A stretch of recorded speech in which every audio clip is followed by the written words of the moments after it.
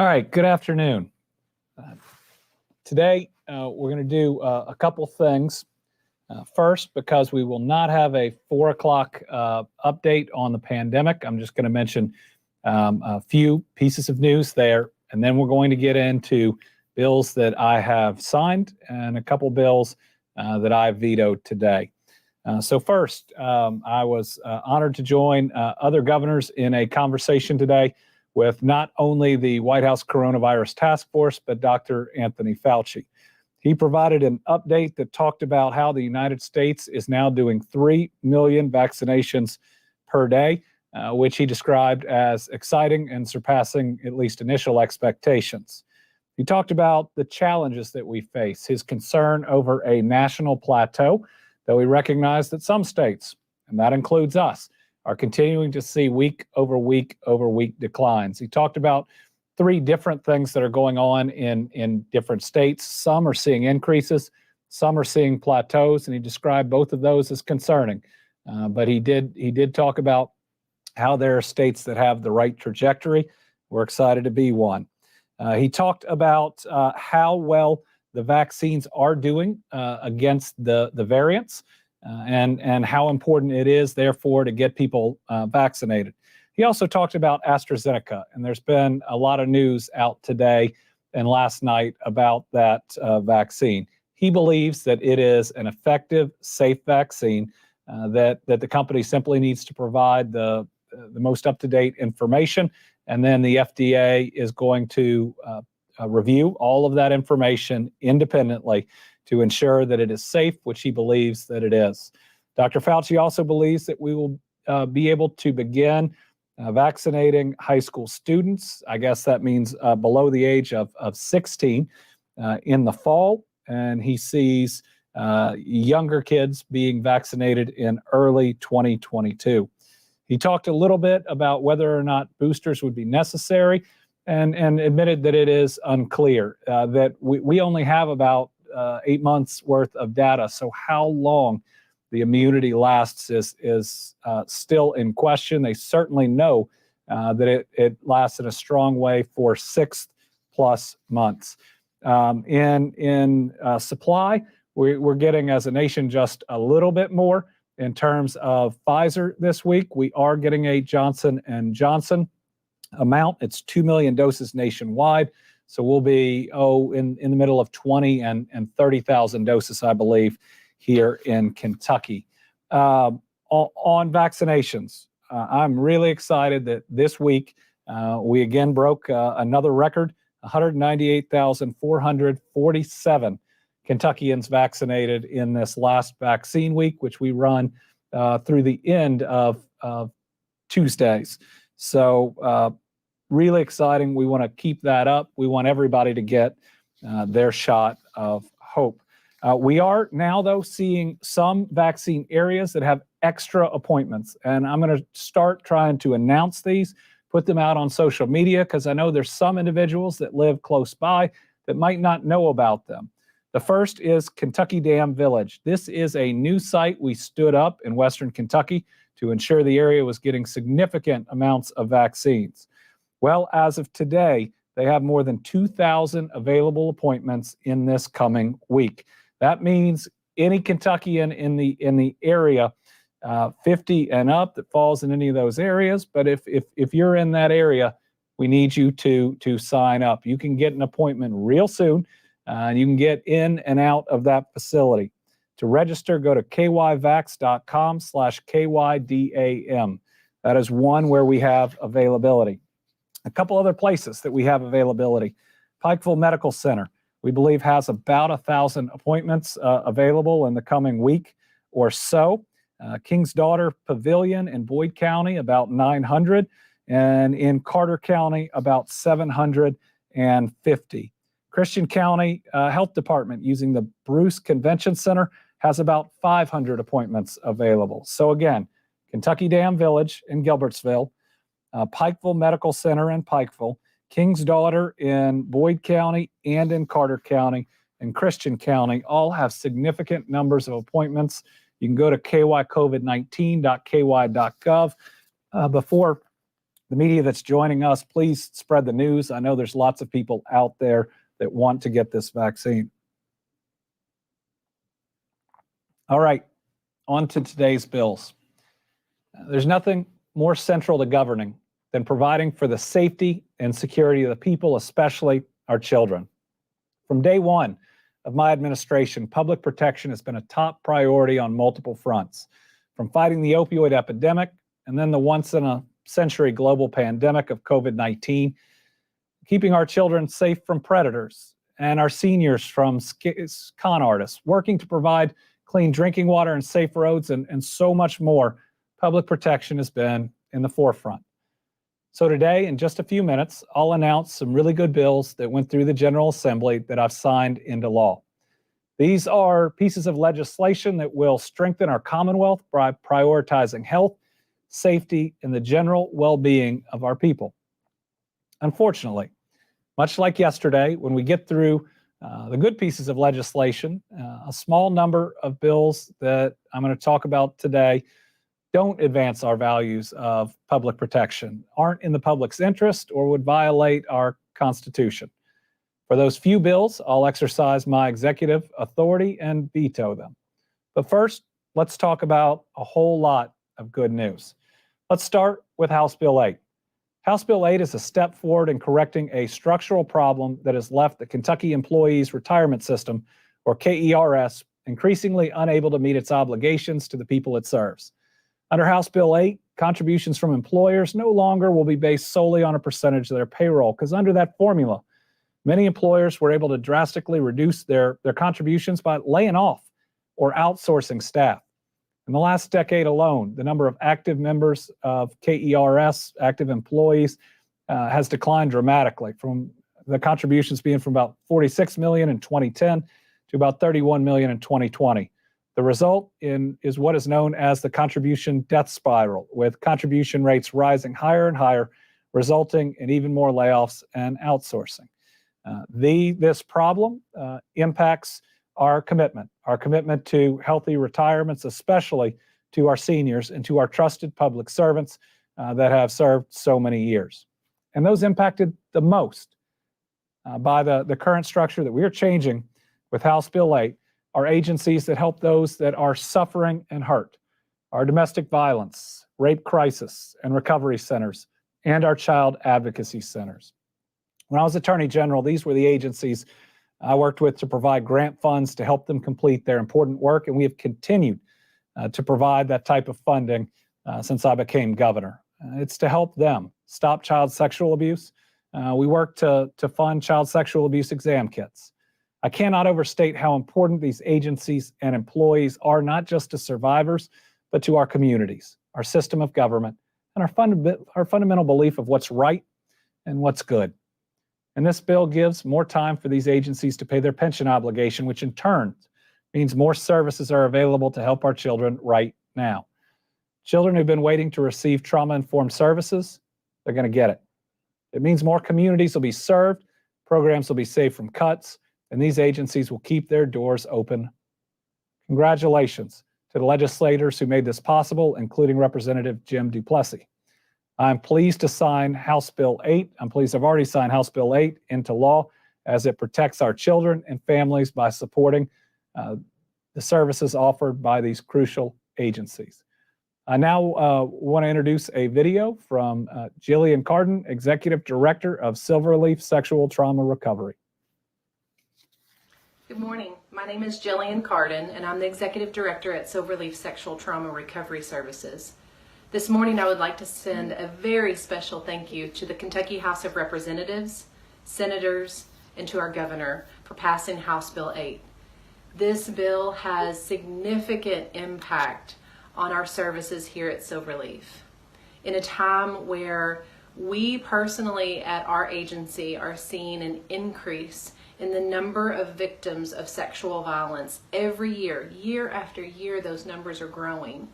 We have a need to grow ourselves to meet the demand to serve victims and families in our communities. By allowing House Bill 8 to pass, you have essentially given us the means and financial stability to continue to keep our doors open and the ability to plan for our future so that we can continue to grow.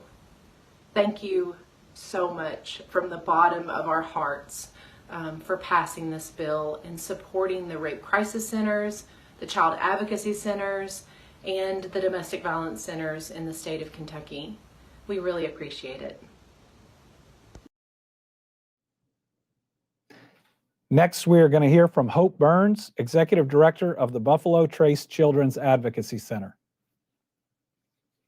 Hello there. My name is Hope Burns, and I'm the Executive Director with the Buffalo Trace Children's Advocacy Center in Maysville, Kentucky. We are one of many quasi-agencies across the state this week that are breathing a sigh of relief. We are thrilled to know that the governor will be signing HB 8. HB 8 will allow our centers and other quasi-agencies across the state to be able to continue serving their communities. We will not have to cut programs. We will not have no longer have the fear of closing our doors. We just want to send out a thank you to those that made this possible. We are thrilled and breathing a sigh of relief. Thank you, Governor, for making sure HB 8 is signed in this week. We appreciate it. And next, we're going to hear from Angela Yanelli, CEO of the Kentucky Coalition Against Domestic Violence.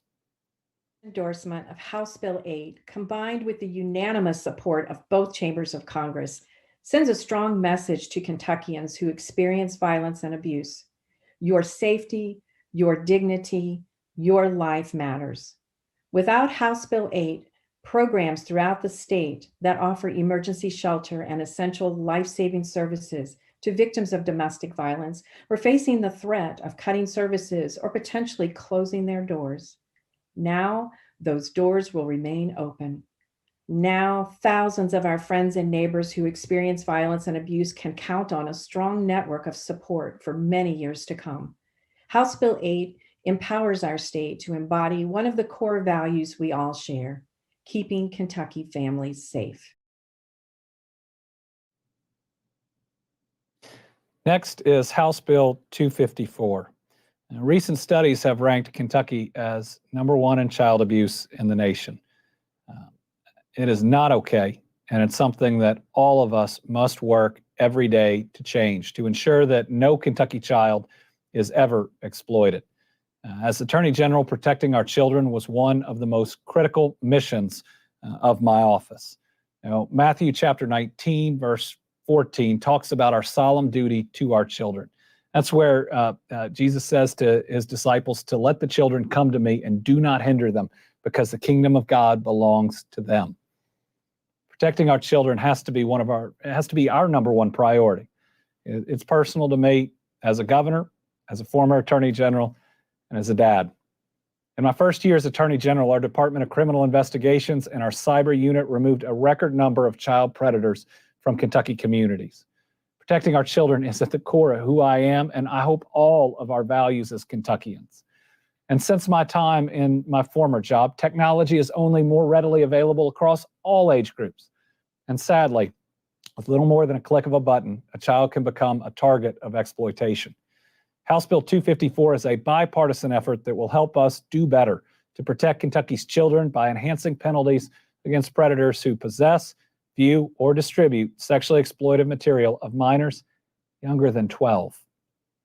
This change is something, as Attorney General, our office was in support of, and now in Kentucky, we have given law enforcement the authority to charge such offenders with more serious crimes. This will mean longer sentences that keep child predators off the street and off the internet so they cannot harm another child. The bill means greater safety for some of our most vulnerable Kentuckians, our children.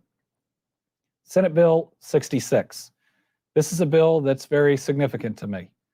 Again, as Attorney General, I fought to require background checks for staff at summer camps, along with prohibiting sex offenders from being on playgrounds and making those convicted of a human sex trafficking crime register as a sex offender. At the time I started supporting this legislative change in 2016, studies suggested that 1 in 3 of all people who apply for employment and or volunteering in a summer camp have something that pops up on a background check that suggests they shouldn't be in charge of children. That's 1/3 of the people applying. And in Kentucky, we did not check because it's not required. Now, thanks to Senate Bill 66, there are better defined requirements and standards for background check for those working at youth camps.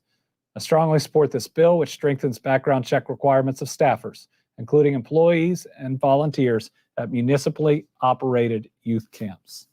Next is Senate Bill 64, which gives the Commonwealth enhanced tools to continue fighting to end child sex abuse.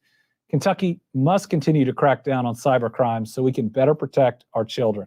Senate Bill 64 targets online child predators and creates tougher penalties for those who use the internet to prey on our minors, especially children 12 and younger. The bill also makes it easier for law enforcement to conduct undercover stings and increases the chances of stopping a horrific crime against a child before it happens. I'm also proud that this bill was pushed by Hillary Sykes and Kathleen Needstadt, who started their work when they were on the Survivors Council that we put together in the AG's office. Every single one of those individuals is a hero, and watching them turn their trauma into triumph and to push pieces of legislation that will help keep others from being exploited. It's incredible to be just a little bit of a part of their success. House Bill 472 further protects Kentucky's children by extending the statute of limitations for misdemeanor sex offenses against children from 5 to 10 years, among other provisions. Most children, in particular the very young, do not disclose their abuse in real time. Often, those children are unable to fully understand or process what's happened to them or to be ready to describe it. We got to do everything we can to create the safe pathway so that survivors of childhood sexual abuse feel empowered to make their voices heard and to tell their stories in their own time, while still ensuring that we can hold their perpetrators accountable. House Bill 472 takes us one step closer to ending childhood sexual abuse here in Kentucky. So to talk about that, we are going to introduce Dr. Terry Brooks, Executive Director at the Kentucky Youth Advocates. Today is a good day for kids in Kentucky because we are tackling the pandemic of child abuse through a set of common ground and common sense policy innovations. These measures will ensure that survivors can seek accountability for their perpetrators, that they can access critical healing services, they will ensure there are safe adults at youth camps, and they will guarantee that there are tougher penalties for those who exploit children online. Kentucky has the highest rate of child maltreatment in this nation, which underscores the urgency of these pieces of legislation. So on behalf of the Kosair Charities Face It movement, KYA applauds the bipartisan efforts from our state legislature to get these bills to the governor's desk. And thank you, Governor Beshear, for your own leadership legacy as a dad, as Attorney General, and now as governor to prevent and end child abuse and neglect in the Commonwealth. And next we have Jill Seaford, Executive Director of Prevent Child Abuse Kentucky. Hi, I'm Jill Seaford, Executive Director of Prevent Child Abuse Kentucky. Thank you to members of the General Assembly for their hard work and to Governor Beshear for signing pieces of legislation into law today that will further safeguard and protect our children. I know this past year is one that we never want to live through again, but as our communities begin to open up, we now know that we have additional safeguards for our kids.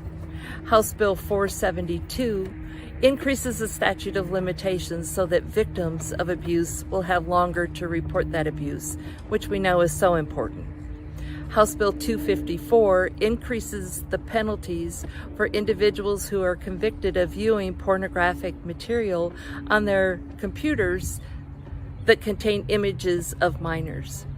And as we begin to look at summer camps, maybe this summer, hopefully this summer, we know that the background checks for individuals serving in that capacity will be increased. All of these measures are so important to ensuring our kids continue to be safe. Thank you. Thank you to Jill. Next is House Bill 7. We all know the opioid crisis is crippling our families and our economy. This epidemic arose in our time, and I believe we have to end it in our time. It's why, in my former job, I became the most aggressive attorney general in the country at suing opioid manufacturers and distributors. I took action because these companies fueled the opioid crisis and they needed to be held accountable and to pay for the damage done, including funding prevention, treatment, and recovery services and programs. Drug and alcohol addiction is a serious medical problem, not simply a criminal justice issue. The prospects for recovery are enhanced, overdoses are avoided, and recidivism decreases when resources are available where people live to give them that little bit of help at defeating something harder than most of us can ever imagine. House Bill 7 establishes the Advisory Council for Recovery Ready Communities, which will put resources such as employment, transportation, recovery meetings, and support groups in more places where they are sorely needed. We must continue fighting the drug epidemic to save lives and enhance our communities. The proposed legislation is one step closer to reaching these goals. We owe it to our families to continue to fight together to combat addiction. Next is House Bill 273. This bill is known as the Bailey-Holt-Preston Cope Victim Privacy Act. It's named after the two 15-year-old students killed in the tragic shooting on January 23rd in 2018 at Marshall County High School in Benton, Kentucky. This bill will put some limited restrictions on the release of photos and videos of violent crime. I'm committed to transparency in government, but we must not allow victims of traumatic events to be needlessly re-victimized by releasing this kind of material without their knowledge and consent. We continue to pray for healing for this community and hope the signing of this bill brings just some small bit of relief to the families impacted. Next is House Bill 105. House Bill 105 strengthens our response in mobilizing efforts when one of our citizens goes missing.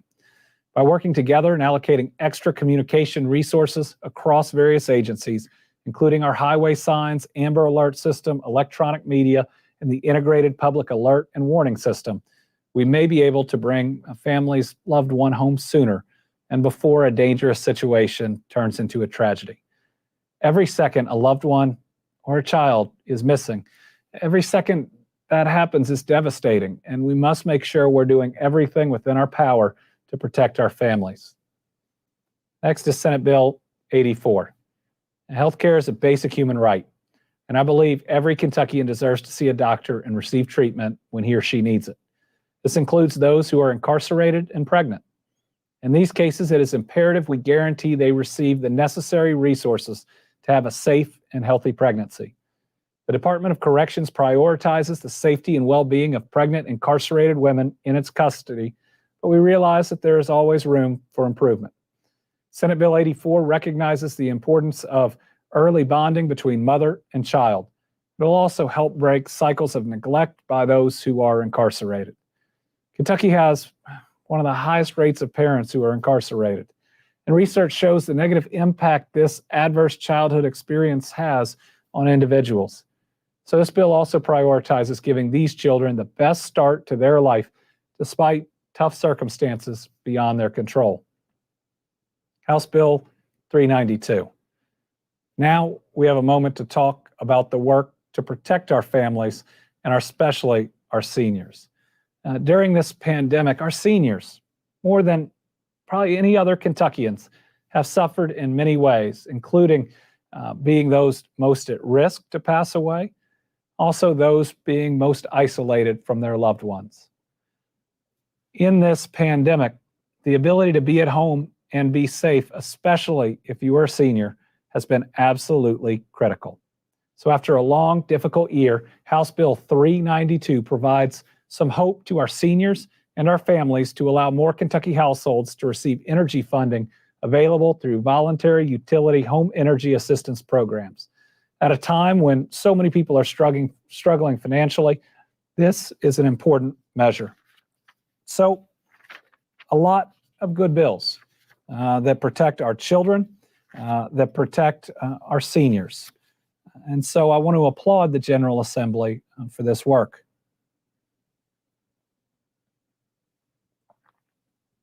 So while we've talked about some of the bills that are helping our families, there are also some that were passed that do not, that can, in fact, harm them, that take food away from children and keep the public out of legislative records and information. Vetoing a bill is not a small thing, but it's my job as governor to try to do the right thing, regardless of whether it's popular. I hope I've shown you that in this pandemic, and we have to approach bills that we believe harm this Commonwealth in the same way. So the first veto I am announcing today is House Bill 475. I'm vetoing House Bill 475 because it intentionally weakens worker health and safety protections for our Kentucky workers. This bill would make it harder for Kentucky's occupational safety and health program to target its regulations to specific dangerous conditions faced by Kentucky workers. These are our fellow Kentuckians we're trying to protect. Our workers are our moms and dads, our siblings, and our neighbors, our friends, sometimes even our kids. They deserve the best protections on the job. This bill would prevent that. I'm further vetoing House Bill 475 because in some instances it creates a perverse situation where some of Kentucky's regulations would need to be more stringent. Currently, Kentucky can craft some of these regulations in ways that meet the overall federal requirements, but provide some flexibility in certain areas based on our situation on the ground. This legislation removes any of that flexibility where we as Kentuckians can know how to best protect our own. The next bill I'm vetoing is Senate Bill 65. This is a cruel bill at any time, but certainly in a once-in-a-100-year pandemic. It takes food benefits away from children, and that's wrong. In fact, to help fight hunger this year, Lieutenant Governor and I even closed the books on our inauguration and ended up providing dollars to Feeding Kentucky, knowing that we have so many children go hungry every night in the Commonwealth of Kentucky. We have more than 1 in 6 Kentucky households with children experiencing food insecurity. And we know our children and adults in every community across Kentucky face hunger. Our friends, coworkers, and families may be struggling right now to get enough to eat. That's why I'm vetoing Senate Bill 65, because it will deprive Kentucky's children of food. It will make them go hungry. And it will require the Commonwealth to spend hundreds of thousands of dollars in administrative costs just to not provide food to kids that need it. Technically, the bill disqualifies some non-custodial parents from receiving Supplemental Nutrition Assistance Program SNAP benefits if they owe child support. But Senate Bill 65 hurts the children that have no role in that problem. See, SNAP benefits provide crucial help to so many of Kentucky's children. I'll not allow food to be taken away from children's tables simply because of actions of parents. When we look at different statistics for when this was in place previously, we believe that there may be more than 6,000 children that will lose at least some access to food under this bill. Listen, my faith teaches me that we never punish a child for the actions of a parent. When we look at some of the only miracles to be mentioned in every book of the gospel, Jesus' feeding of the masses is in every single one. And I guarantee you that when those fishes and loaves were passed out to prevent those masses from going hungry, they did not give the share to the children if they didn't like their parents. Let's do the right thing here. Let's make sure that we are not punishing children for acts of their parents. And folks, even if parents are doing the wrong thing, let's not let anybody in this Commonwealth go hungry. Let's be better than that. Next is House Bill 312. I'm vetoing House Bill 312 because it defeats the entire purpose of the Kentucky Open Records Act, which exists to ensure people's right to know how their government operates. The bill would shield the legislative branch from providing public records and would make it the sole judge of what records it should produce, with no ability for a citizen to appeal that decision to a judge. That is a recipe for secrecy. It would also prevent any non-resident of Kentucky from being able to access public records. House Bill 312 does not live up to our values of a transparent government. And further, we shouldn't be trying to hide things. Whether it's the legislative branch, the executive branch, or the judicial branch, a strong Open Records Act that ensures public access makes sure the government always works for the people and not do its business behind closed doors. As Attorney General, I fought to protect the Open Records Act and to respect it.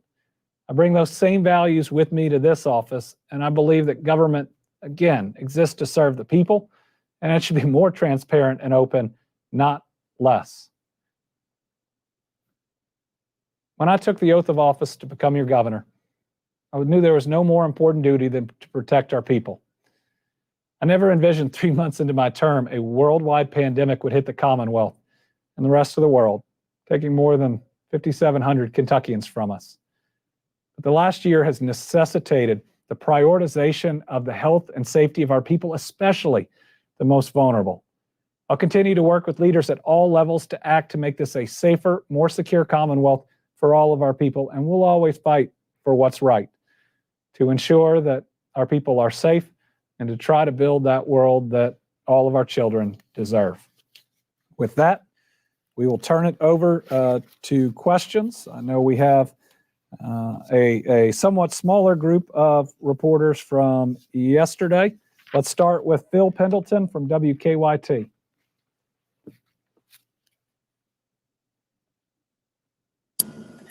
Governor, the school superintendents in Shelbyville, and well, they met in Shelbyville anyway. They basically said that you should veto House Bill 563, the school choice bill. What are your thoughts on that? And do we expect a veto to be announced with that tomorrow? Well, I respect the leadership being shown by these superintendents about expressing their strong disagreement with the bill. We will be talking about our action on that bill tomorrow, and so we'll wait till then. Next is Joe Sonka from the Courier-Journal. Thanks, Governor.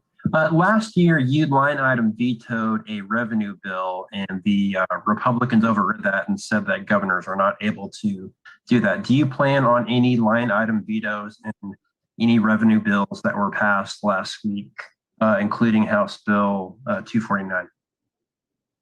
We ended up with a court decision last year that affirmed the right of a governor to line item any bill that makes an appropriation. Certainly that one did. And so any appropriation bill, we will reserve our right to exercise a line item veto. Again, we'll only look at doing that if we think it's necessary. And certainly in the instances of a budget, a revenue bill, or other appropriation bill, if we're simply line iteming it, that means that we believe that there is some positive in it. So those are ones that we'll try to go the extra mile to work with legislative leadership. There's at least one we're reviewing right now that we very much like the overall program that's set up, but we think that there are a couple of other situations that we'd like for them to consider. That, of course, could be done in a number of ways, including the passage of bills in the last several days, where I'm willing to work with the legislature, and if we can come to agreement on language in different bills, even potentially give them a preemptive agreement, provided that language would stay in through the end, that I wouldn't veto it. Daniel DeRochers from the Lexington Herald-Leader. Hi, so 2 questions about vaccines. Yesterday you showed that chart that showed that women were getting vaccinated more than men. Do you know if there's any particular reason for that beyond that men may be dumb? And 2, the larger kind of picture here is that there is vaccine hesitancy. They found a large amount of vaccine hesitancy among white Republicans, people who may not really be receptive to you telling them to get vaccinated because of your party affiliation. What is your administration doing to reach that type of person who may be really skeptical of your administration to begin with? On vaccinations, what we are seeing is at the initial start, the disparity between women and men was larger. Part of that was the 1A and 1B groups skew in their own demographics towards women. I do believe that there is a larger amount of vaccine hesitancy among men, but we are starting to see that change. As far as concerns for vaccine hesitancy among Republicans, we have been asking and receiving help from at least some Republican leaders. Certainly the Speaker of the House, the Senate President, the majority Senate leader, and many others were willing to be publicly vaccinated and have helped at different times spread the word about it. We've also reached out here recently to our federal delegation asking for their assistance, especially in addressing hesitancy amongst Republicans. And we're going to continue to look for local leaders to do it. Let's not discount what a local leader in a position that's not supposed to be political at all can do. And I'll give you an example. Yesterday at the AML announcements, Hazard's mayor talked about how they've been tracking, and they believe they're the #1 city and county in the state in per capita vaccinations. And that's because of hard work that they are doing at that local level to push it out. Our health departments also trusted areas to reach out to people. We are close to being in the position to work directly with employers too. And I think that is another area that we can do it. Would it help if we had certain national leaders continue to talk more about vaccinations? Yes. And we certainly hope that happens, but we're going to continue to push on the state level with our leadership here, our federal delegation, and then local leaders who can cut through all of it. I also believe that there is going to be positive social pressure as we continue to move through this, and it would be helpful if the CDC would come out with more guidance about what vaccinated people can do, which would encourage more people who want to do those things to become vaccinated. Tom Latek from Kentucky Today. Good afternoon, Governor. I have a question on a little slightly different topic. Do you have any update on your major disaster declaration request for the ice storm, and how close are you and emergency management folks getting to putting together the one for the flooding? I don't think we have received our initial response, though we do have, I believe, I just got notice of a call or a meeting with FEMA that is part of the process. So they have received our application on the ice storm. They have acknowledged the receipt of it, and that's working its way through the process. But we did get the acknowledgement of the application. On flooding, I believe we are, again, this is the largest flash flood certainly in my lifetime. So it means that there is more information to collect. Given that there are more homes that we're going to be putting on there for a request for individual assistance, that magnifies, maybe even exponentially, the amount of information we have to put together to provide. So I have not yet signed the letter to request that. I continue to push our contacts in the president's administration. I continue to push for a call with the president. I haven't gotten that yet, but I'm going to continue to do it because I want to tell him personally that this is the worst flash flooding we've ever had, and this is the most important request for individual assistance that I will likely ever make as governor. Lawrence Smith from WDRB. Yes, Governor. You, in a statement earlier, I think it was last week on House Bill 563, your office said you were reviewing it, but there were some concerns. Can you talk about what concerns you have about that bill that will influence your decision whether or not to veto it? 563 being school choice? Yes. Yes, sir. Yes. There's so many numbers, and I know that's a big one. Certainly, there are concerns about funding of public schools. You see what 3 or more respected superintendents talked about today. There are increasing numbers of groups that are out there that we have received official communication from that oppose it. It appears that just about the entire education infrastructure, which aside from the big teacher pension cut of a couple of years ago is almost never all on the same page, appear to all oppose it. So I'm going to make sure that I hear those all the voices that are out there as we do our final analysis, and likely we'll have an announcement on this and other education bills tomorrow. Alex Ebert from Bloomberg. Okay, no Alex Ebert from Bloomberg. All right, thank you all very much. As a reminder, no 4 p.m. today. We will be back tomorrow to discuss specifically education bills. And again, we'll continue to endeavor to especially in high priority areas, provide these briefings on what we are signing and when we have to, what we are vetoing. Thank you very much.